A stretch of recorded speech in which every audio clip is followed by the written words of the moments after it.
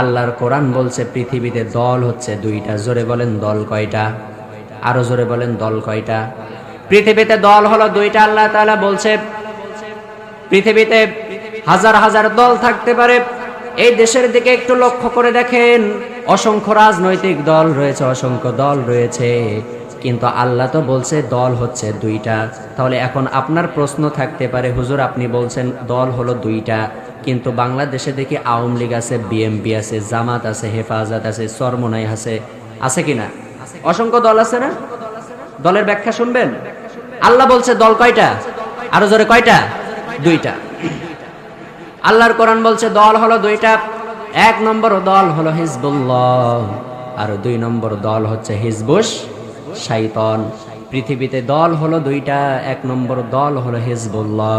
এক কথায় সরাসরি কথা, চূড়ান্ত কথা, সর্বশেষ কথা, এই আল্লাহর কোরআনকে পার্লামেন্টে চাই যারা, হিজবুল্লাহ তারা।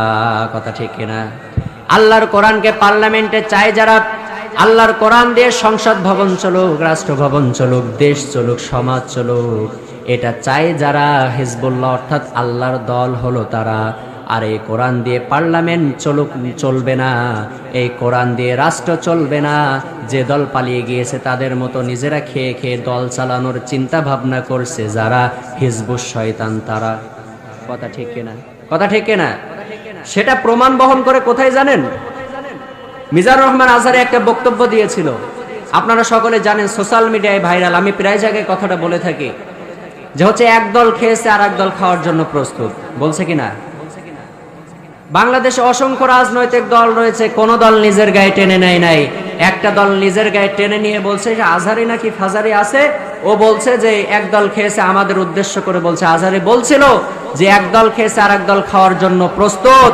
অতএব প্রমাণ বহন করে আজহারের এই বক্তব্য, তিনি কাউকে উদ্দেশ্য করে, লক্ষ্য করে, কোন দলের দিকে টার্গেট করে বলে নাই।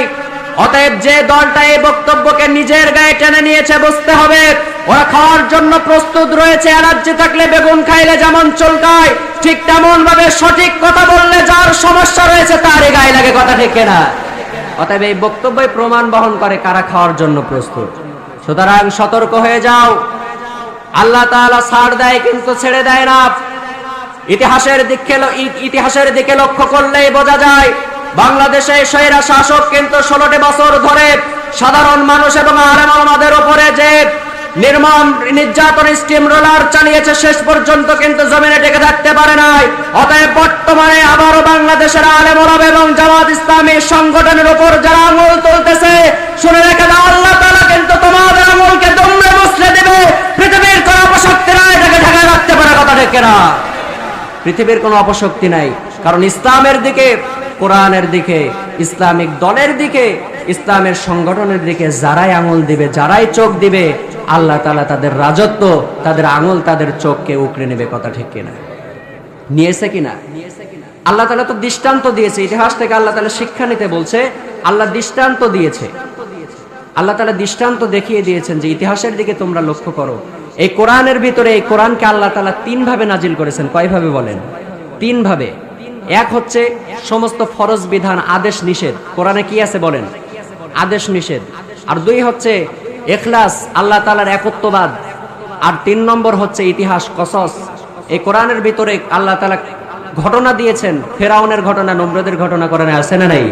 আল্লাহ তাআলা ইতিহাস থেকে শিক্ষা নিতে বলছেন। প্রিয় ভাইয়েরা আমার, আসুন আমরা যেন 2টা দলের কথা বললাম। এক নম্বর দল হচ্ছে হিজবুল্লাহ, আর এক নম্বর দল হচ্ছে হিজবুশ শাইতান। এখন হিজবুল্লাহ কারা? কোরআন চাই যারা তারা হিজবুল্লাহ, কোরআন চাই না যারা তারা হিজবুশ শাইতান। এখন আপনারা কি হিজবুশ শাইতান হতে চান? না, আপনারা হিজবুশ শাইতান হতে চান না। আমরাও কেউ হিজবুশ শাইতান হতে চাই না। তো আসুন আল্লাহ তাআলা যেন আমাদের সকলকে আল্লাহ তাআলার বিধানকে পালন করে কোরআনকে যেন আমাদের পার্লামেন্টে নিয়ে যাওয়ার মতো সকলের মন মানসিকতা তৈরি করে দেয়। বাংলাদেশকে যেন একটি সোনার দেশ হিসেবে কবুল করে। সকল